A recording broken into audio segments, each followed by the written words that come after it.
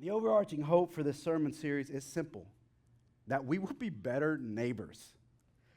That our neighbors, that our neighborhoods, that they will have an increased quality about them because we as a people, collectively and individually, are being more intentional about living in our neighborhoods and loving our neighbors with God's love.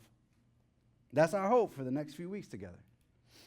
But we also recognize that this sermon series, that it's situated in a particular context, in a particular moment. As a preaching team, we recognize that we're in a cultural moment here in America where caring for neighbors is viewed as a vice, and compassion for others is a sign of weakness at best, or even treason at worst.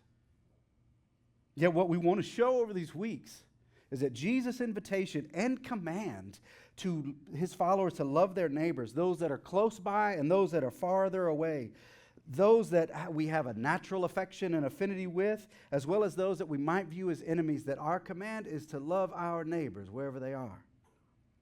And in this series, we want to look at relevant passages throughout the Scriptures, as well as take a practical dive into who Jesus says are our neighbors and what it means to care for and love our neighbors as Jesus' call on our lives requires.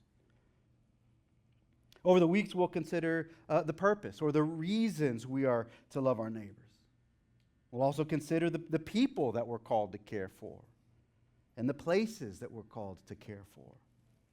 We'll look deeper into passages like Luke 10, the story of the Good Samaritan, as well as looking back at Acts 17, a passage that we touched on a few months ago in our Acts series, but we're going to take another step at it. But our anchoring passage, scripture that is going to guide us through the series, is just passage from John 20 that we read earlier. And I want us to see this morning that Jesus is modeling for us.